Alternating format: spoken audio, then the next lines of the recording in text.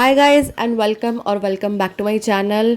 Hope कि आपने अब तक के मेरे तीनों राजस्थान के व्लॉग्स देख ही लिए होंगे और अब ये है फोर्थ व्लॉग जिसमें कि हम जाएंगे महालक्ष्मी माता मंदिर, जीण भवानी, सालासर, झुंझुनू और एंड में ऑब्वियसली जयपुर एंड जयपुर की स्ट्रीट शॉपिंग तो हम करेंगे ही।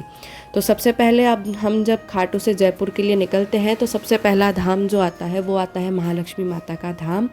तो हमने भी यहाँ पर हॉल्ट लिया और दर्शन करने पहुँच गए महालक्ष्मी माता के। तो आप भी करिए दर्शन। इतना प्यारा श्रृंगार था माता जी का, इतना प्यारा और पीसफुल वातावरण था यहाँ का।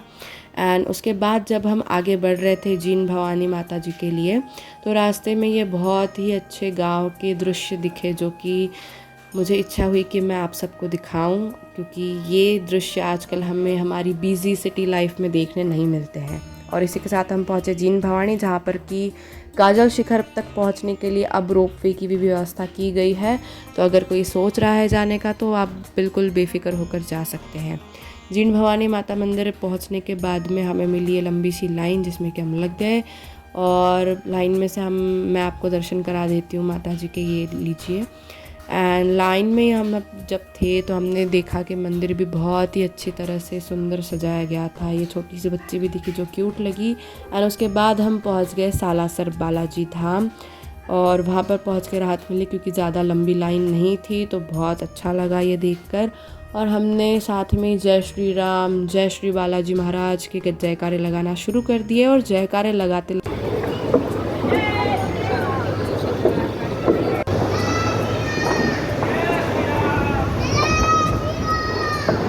लड्डू बनाने की स्पीड एक तरफ, लेकिन ये देखकर किस किस के मन में लड्डू फूट रहे हैं वो ज़रूर कमेंट्स में बताना। सालासर बालाजी से 1 किलोमीटर की दूरी पर अंजनी माता का मंदिर है और उसी के बिल्कुल ठीक सामने तिरुपति बालाजी का भी मंदिर है। तो अगर कोई सालासर जाता है तो यहाँ पे भी वो ज़रूर जाता है। अगर आप जाते हैं तो आप भी जाइएगा। सालासर से हम निकल पड़े चूड़ी धाम के लिए, जिसे कि चूड़ी मियान के नाम से भी जाना जाता है। उसकी कुछ अलग विशेषताएं हैं जो कि मैं आगे वीडियो में आपसे साझा करूंगी। और यहाँ पर हम अब पहुँच गए हैं चूड़ी धाम। आप देखिए कि यहाँ का वातावरण कितना शांत और कितना प्यारा है। अभी हम लोग आए हैं चूड़ी धाम, जहाँ पे श्याम बाबा का ही मंदिर है, लेकिन यहाँ पर ना एक पेड़ है जो कि अभी ये वाला पेड़ है। इस पर साल में एक बार मिश्री लगती है, लेकिन उसको तोड़ते नहीं है। तो साल में एक ही बार मिश्री लगती है और पेड़ पर मिश्री लगती है। विशेष बात तो ये है, ये बहुत ही विशाल पेड़ है। चूड़ी धाम में श्याम बाबा के साथ में माता जी, राधा कृष्ण एवं रानी सती दादी की भी स्थापना की गई है, जिसके की दर्शन हमने किए और आगे हम निकल पड़े झुंझुनू के लिए, जो कि है रानी सती दादी का मंदिर। झुंझुनू पहुंचकर हम दादी के दर्शन तो करेंगे ही, लेकिन झुंझुनू में एक ऐसी मूर्ति है हनुमान जी की कि जिसमें उनके कंधे पर राम जी और लक्ष्मण जी विराजमान है और उनके पैरों के नीचे पाताल भैरवी है। ये मूर्ति मुझे नहीं लगता कि आप लोगों में से किसी ने भी आज तक कहीं देखी होगी। रात में एक बार दर्शन करने के बाद सुबह उठकर हम फिर से चले गए दादी जी के दर्शन करने के लिए। और सुबह का व्यू इतना प्यारा था कि मुझे लगा मैं आप सबको दिखाऊं कि मंदिर अंदर से कैसा दिखता है, क्या क्या है।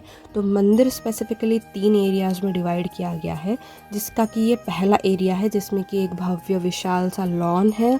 उसके ही बाजू में ठीक एक सिटिंग एरिया बनाया गया है जिसके के अंदर बहुत अच्छे अच्छे कार्विंग्स और पेंटिंग्स की गई हैं। यहाँ पर आप बैठकर अच्छे से फ़ोटोज़ भी ले सकते हैं।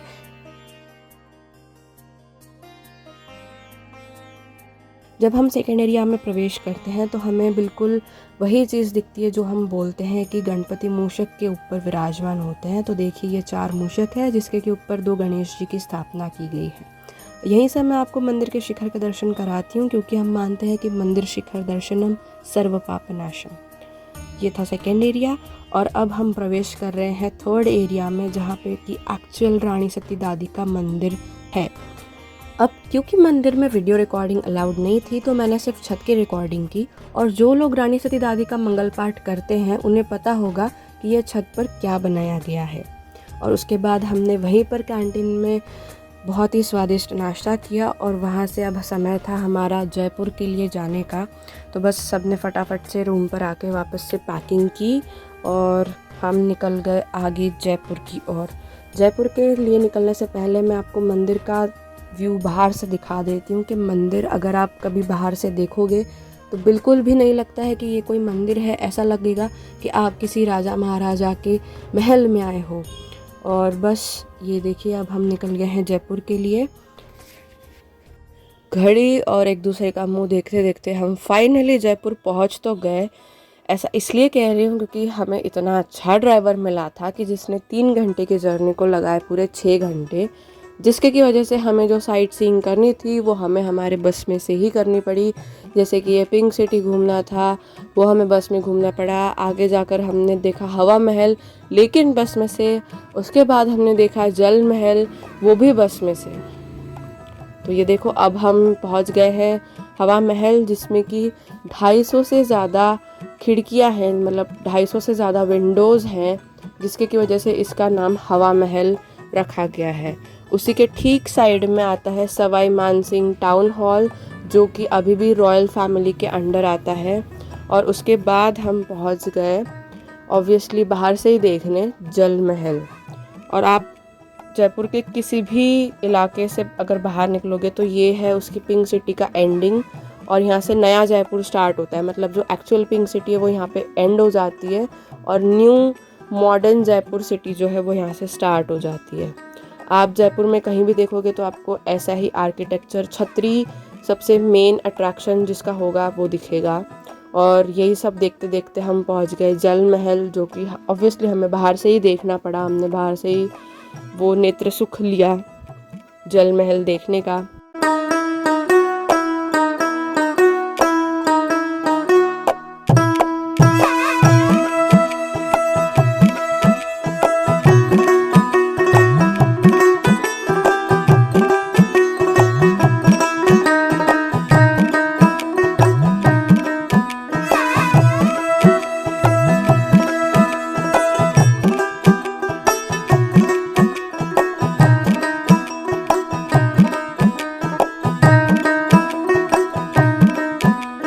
आगे हम जब स्टेशन के लिए जा रहे थे तो हमें दिखी है दुश्मन कचौरी वाला और अचानक लस्सी भंडार। मतलब क्या ही नाम थे मतलब दुकानों के।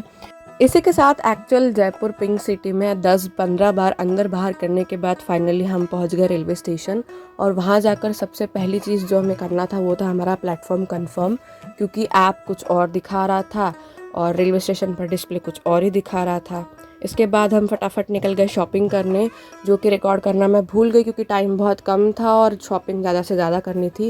एंड ऑब्वियसली हम ये टिम में बैठ कर ही गए थे शॉपिंग करने। यही वो बाज़ार था जो कि छोटी चौपड़ और चांदपुल बाज़ार है। और हमने एक और चीज़ देखी जो कि बहुत फेमस है, जो कि है रावत की कचौरी। और फाइनली हमने देखा ये पुलिस लाइंस, जो कि अगर आप देखोगे तो आपको लगेगा ये भी कोई टूरिस्ट अट्रैक्शन है। इसी के साथ Rajasthan journey vlog ends here. Videos पसंद आए हो तो वीडियो को लाइक करें, शेयर करें, चैनल को सब्सक्राइब करें।